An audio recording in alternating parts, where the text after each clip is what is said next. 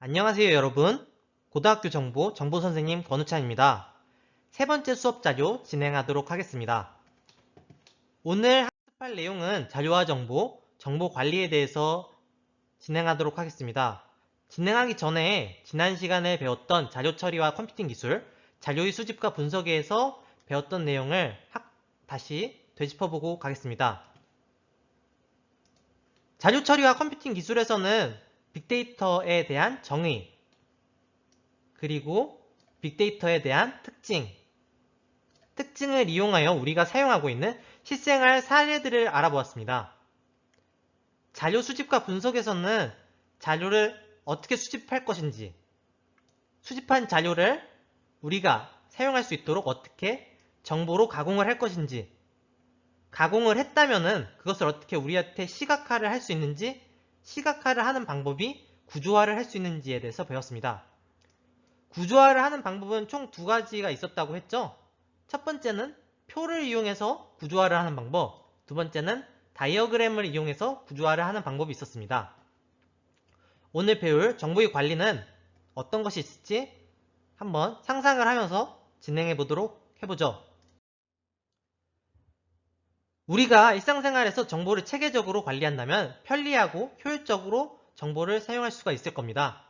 여러분들도 매 차시 마지막마다 과제를 하고 있죠? 선생님도 여러분들을 통해서 자료를 얻고 있는데요.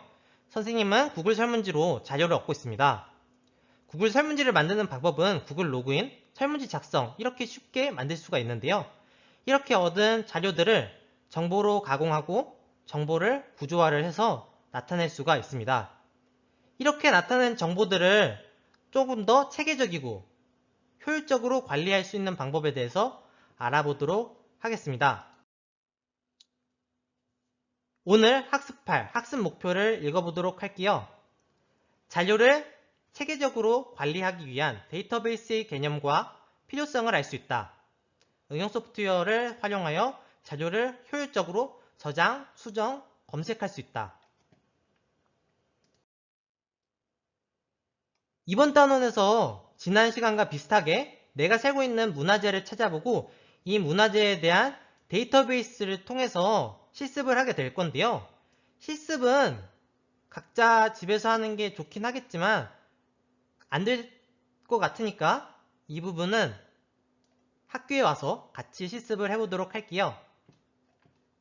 그래서 우리가 오늘 해볼 내용은 정보의 관리란 무엇인가 기준을 정해보고 분류를 하는 작업을 해보도록 할게요. 정보의 관리의 개념입니다. 정보의 관리란 자료를 체계적이고 효율적으로 정리하기 위한 방법과 절차를 말하는데요. 자료가 적을 때는 단순히 나열을 하거나 아니면 늘려놓는 것만으로도 쉽게 사용을 할 수가 있습니다. 하지만 자료가 수가 많아지면 많아질수록 이게 시각화가 되지 않기 때문에 분류하는 과정들이 필요하게 되는데요. 이렇게 체계적으로 관리한 정보는 쉽게 사용을 할 수가 있습니다. 정보 관리를 활용한 예로서는 다음과 같이 두 가지로 예시를 들 수 있는데요. 대한민국 정부 민원 포털 민원24가 있고 연합뉴스가 제공하는 헬로포토가 있습니다. 민원24에서는 민원을 체계적으로 분류하고 관리해서 통합 민원 서비스를 제공합니다. 헬로포토에서는 언론 기사와 사진, 동영상들의 자료를 체계적으로 분류하고 관리를 해서 우리들이 쉽게 검색할 수 있도록 도움을 줍니다. 그래서 이런 정보 관리를 조금 더 쉽게 할 수 있도록 도와주는 것이 데이터베이스인데요. 데이터베이스에 대해서 개념과 필요성을 알아보도록 하겠습니다. 데이터베이스란 여러 사람이 공유하면서 사용할 수 있도록 통합하여 관리되고 있는 자료의 집합을 말해요. 그래서 데이터베이스의 사례는 우리들이 쉽게 관찰할 수 있는 학교의 성적관리 시스템, 도서관이나 대형 서점의 도서 검색 시스템, 대중교통수단을 배치하고 교통신호 정보를 관리하는 교통정보 시스템 등이 있습니다. 데이터베이스에서 중요하다고 생각되는 것은 여러 사람이 공유하면서 사용할 수 있고 통합되어 관리를 하는 자료들의 집합이라는 것을 꼭 이해해 주셨으면 좋겠어요. 이렇게 데이터베이스의 특징에 따라서 다양한 장점들이 만들어지는데요. 데이터베이스의 장점들로서는 하나의 자료 수정 시 다른 자료도 실시간으로 수정할 수 있다. 여러 사람들이 동시에 수정된 자료를 공유하여 사용한다. 중복 자료를 배제하여 저장 공간을 낭비를 막는다 라는 장점을 가지고 있습니다. 데이터베이스는 주로 컴퓨터를 이용하여 관리를 하게 되죠. 컴퓨팅 기기를 이용하여 데이터베이스를 효과적으로 사용하려면 컴퓨터가 이해할 수 있는 구조로 표현을 해야 돼요. 그 표현 중에 하나가 테이블 형태로 구조화를 하는 겁니다. 테이블 형태로 구조화를 한다는 것은 왼쪽 그림과 같이 표 형태로 데이터를 구조화한다는 것을 의미합니다.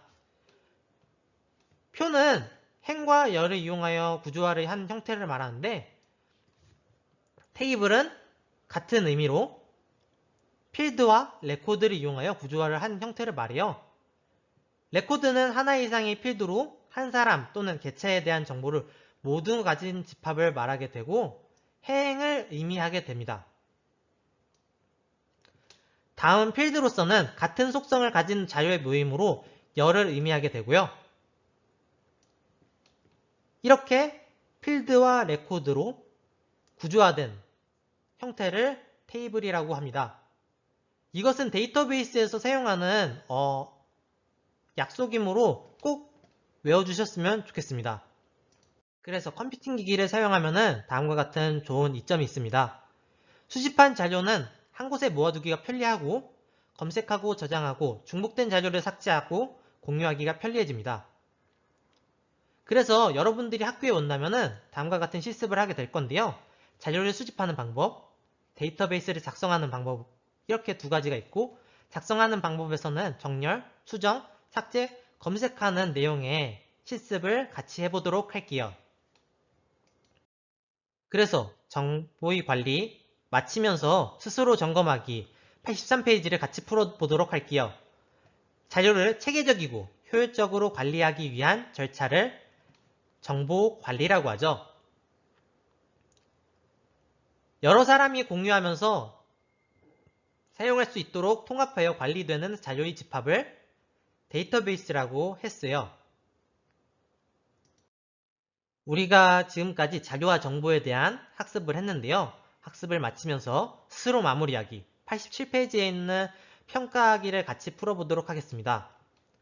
자료를 정보를 분석하여 표, 다이어그램 등을 시각적으로 자유롭게 표현할 수 있는 컴퓨팅 도구는 그림판을 사용할 수도 있고 프레젠테이션을 사용할 수도 있고 스프레드시트를 사용할 수도 있지만 우리가 지금까지 사용했던 컴퓨팅 도구는 스프레드시트입니다. 다음 문제는 7번 문제겠죠? 다음을 설명하는 것을 쓰시오. 정보를 효율적으로 수집, 분석, 구조화, 저장 및 검색하고 사용자들의 실수로 인한 손실로부터 보호하며 중복 저장을 방지하면서 체계적으로 관리하는 일련의 절차를 총칭한다네요. 이것을 우리가 정보 관리라고 했습니다. 다음은 데이터베이스의 구성 요소 중 기억에 대해서 묻는 문제네요. 기억은 어떤 내용일까요? 기억은 각각에 대한 속성들을 가지고 있는 데이터네요. 데이터를 나타낸 것은 우리가 레코드라고 했었어요. 그래서 정답은 쉽게 레코드라는 것을 알 수 있지만 각각에 대한 단어들의 의미를 알아보도록 하겠습니다. 우선 비트는 0과 1로 이루어져 있고 정보의 최소 단위라고 할 수가 있어요. 그리고 바이트는 8비트로 이루어진 데이터의 단위입니다. 바이트. 이 부분은 용어 설명이니까 꼭 암기해 주셨으면 좋겠습니다. 그리고 레코드, 테이블에 대한 내용이 있는데요. 레코드는 방금 전에 하나의 단위로 취급되는 데이터들의 집합이라고 했었고 테이블은 표 형태로 구조화된 구조라고 했었죠. 그리고 필드는 하나의 속성을 뜻한다고 했습니다. 그래서 이렇게 이어줄 수가 있을 것 같네요. 마지막 10번 문제는 과제를 내드리도록 하겠습니다. 공유된 자료가 실수로 삭제가 될 수가 있는데 이를 방지하기 위한 방법을 조사를 하고 서술해 주세요. 최대한 자세하게 서술해 주시면 감사할 것 같습니다. 이번 주는 정보관리의 개념, 데이터베이스의 개념과 필요성, 데이터베이스의 활용 이렇게 세 가지를 배웠습니다. 정보관리 개념에서는 정보를 조금 더 체계적이고 효율적으로 관리할 필요성이 있다라고 학습을 했었고, 데이터베이스는 무엇인지, 데이터베이스를 구조화하는 방법은 무엇인지, 데이터베이스를 구조화하는 방법은 테이블 형태가 있었는데, 테이블 형태에서 레코드와 필드는 각각 무엇을 뜻하는 단어인지 꼭 암기해 주셨으면 좋겠습니다. 데이터베이스를 활용을 하는 거는 우리가 계약을 한 뒤에 직접 학교에서 실습을 해보도록 할게요. 질문이 있다면 언제든지 이메일을 통해서 질문을 해주시면 되고요. 다음 시간은 문제 해결과 프로그래밍에 대해서 학습을 해보도록 하겠습니다. 수업 듣느냐 수고 많으셨습니다.